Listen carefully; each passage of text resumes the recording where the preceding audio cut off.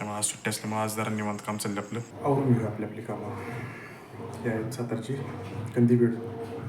बरेच जण new year resolution करत असतात. तसं मी एक रेझोल्युशन केलेलं आहे. व्हिडिओ थोडं इम्प्रोवाईज करायचं चाललं माझं.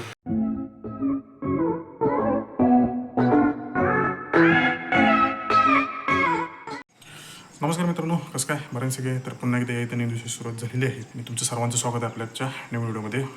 तर आज तारीख आहे 10 मार्च 2024. आता वाजलेले आहेत 9 आणि आज आहे रविवार. त्यामुळे आज सुट्टी असल्यामुळे आज जरा निवांत काम चाललं आपलं. जास्त काही गडबड नाही आहे. आज रविवार असल्यामुळं लेट उठलो आहे, त्यामुळे जरा आवरावरी चालू आहे आपली. तर झालं तेल लावलं होतं खोबरेल तेल. म्हटलं खोबरेल तेल लावूया आंघोळ करायच्या आधी, मग आंघोळ करूया म्हटलं. ठीक आहे. तर मित्रांनो, सगळं आवरून झालेलं आहे. कालचेच कपडे पुन्हा घेतलेले आहेत, कारण ड्रायव्हर असल्यामुळे जरा माझी साफसफाईची कामं चालू आहेत. घरी कोणच नाही, एकटाच आहे. म्हटलं आवरून घेऊ आपली कामं. ही आहेत सातारची कंदीपेठ.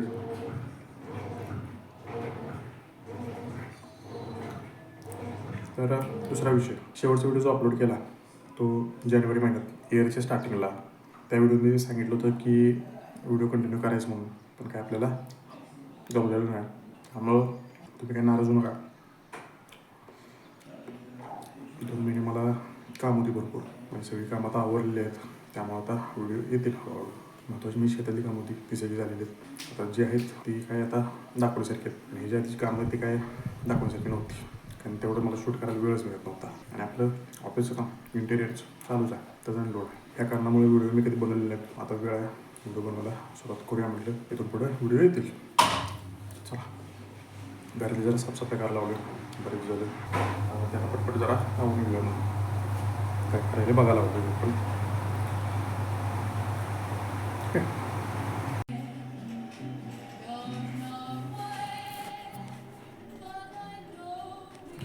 सध्या मी बसलो हा पिक्चर बघत.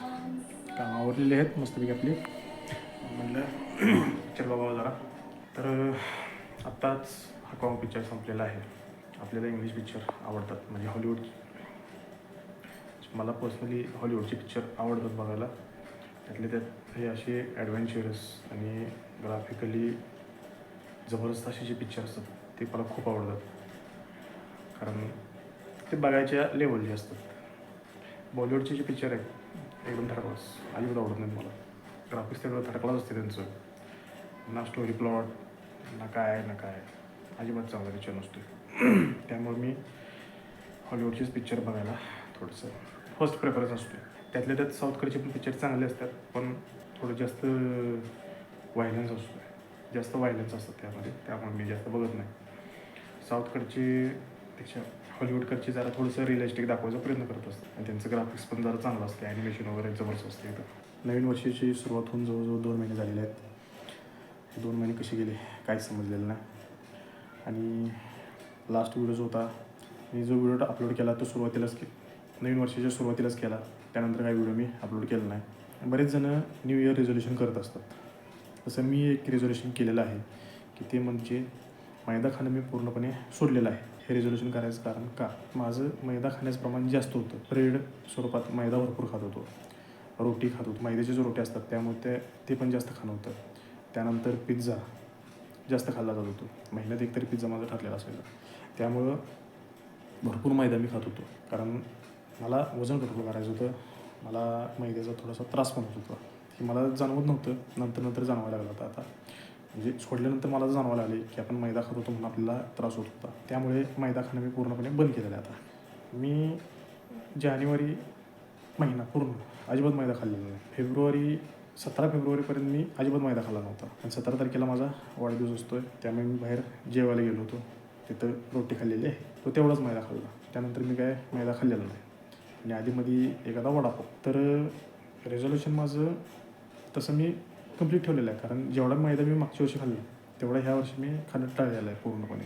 कारण आठवड्यात जवळजवळ 2दा मिसळ, 2दा पावभाजी असं होतेच माझं. आठवड्यात होतेच. तसं यंदा काय ह्या वर्षी नाही आहे. कंप्लीट 2 महिने एकदम कमी प्रमाणात मैदा मी खाल्लेला आहे. तर त्याचा परिणाम असा झाला आहे मित्रांनो की थोडासा मला पित्ताचा त्रास कमी झालेला आहे. जेवलं की म्हणजे मैदा खाल्ल्यानंतर मला जाणवायचं थोडंसं अंग असं गच्च राहायचं. ते आता पूर्णपणे मोकळं झाल्यासारखं वाटायला लागले मला आता. तेव्हा मैदा न खाण्याचा काहीतरी इफेक्ट झालेला आहे शरीरावर, एवढं मला जाणवतं आहे. तर तुम्हीही मैदा खाणं सध्या टाळा. ह्या अशाच गोष्टी आहेत ज्या मी तुमच्याबरोबर शेअर करत राहणार आहे इथून पुढे. तर मित्रांनो, आता वाजलेले आहेत 5:30.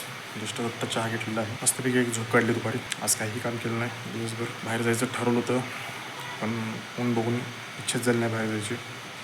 त्यामुळं आज काही दिवस असंच गेलेला आहे. आपला पाणी सुटलेलं आहे, त्यामुळे मोटर चालू आहे. त्याच्याबद्दल सॉरी. आवाज येतो, थोडं डिस्टर्ब होतं आहे आपल्याला. एक माईक मागवलेला आहे मी, लवकरच येईल. व्हिडिओ थोडं इम्प्रोवाईज करायचं चाललं आहे माझं. मी दिवसभर आज झोपण्यापूर्वी पिक्चर होऊन झाल्यानंतर मी माझे व्हिडिओज जरा बघितले. इम्प्रूव्ह करायला घेऊया म्हटलं. आता तेच व्हायला लागले सर. मोस्टली काही गोष्टी मी एकच गोष्ट 2-2दा सांगितली, त्यामुळं 2-2, 3-3दा सांगण्याचा मी प्रयत्न केला आहे. त्यामुळे आता तसं न करता थोडंसं व्हिडिओ बनवायच्या आधी मागचा व्हिडिओ मी बघत जाईल की मी काय केलं आणि त्यानंतर मग पुढचा व्हिडिओ करण्यासाठी घेत जाणार इथून पुढे. तर व्हिडिओच्या स्टार्टिंगला मी सांगितलं होतं की मी आंघोळ करण्यापूर्वी केसांना ऑइल लावतो नेहमी असं नाही, पण महिन्यातून एकदा तरी मी हा प्रयोग करत असतो. हा प्रयोग करण्यामागचं कारण म्हणजे मी केसांची थोडीशी काळजी घेतो आहे.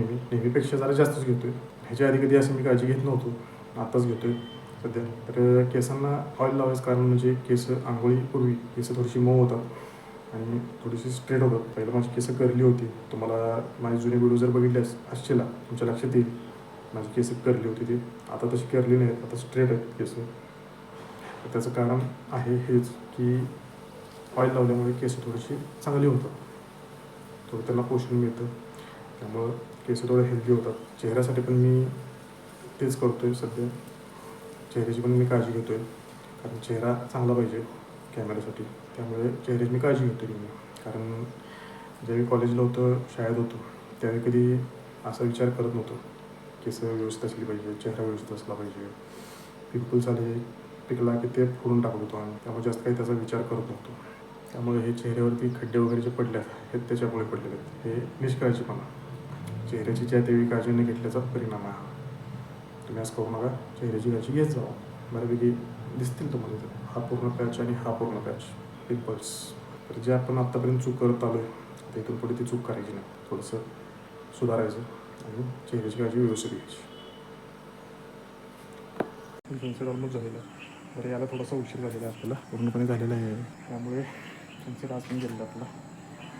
इथं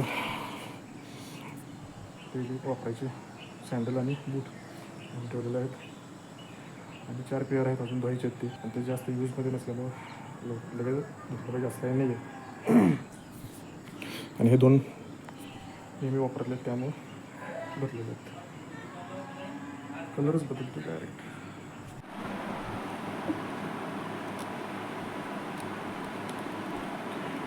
दिसते ना, म्हणजे बऱ्याच दिवसानंतर ट्रायपॉड यूज करतो आहे.